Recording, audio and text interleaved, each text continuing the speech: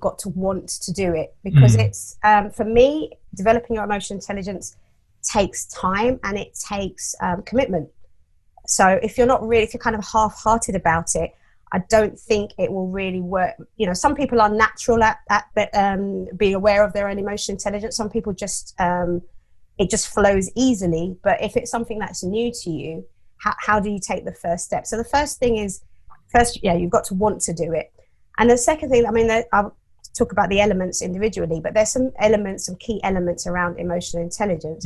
And the first thing is to be aware, so self-aware. How are you interacting with other people? How do your emotions affect how you interact with other people? When you're speaking to someone, having a conversation with someone, if you're having a bad day, how does that come out of you? How are you able to either kind of notice it and then put it to one side, or do you bring that into the conversation so that it affects the conversation and probably in a negative way?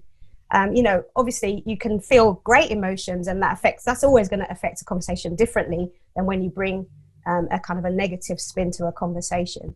So the first step is being about self-awareness.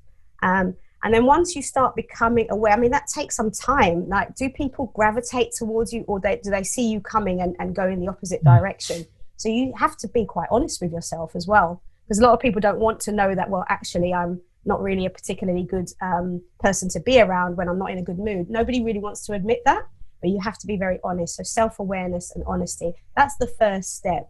And I can cover some more of the individual elements.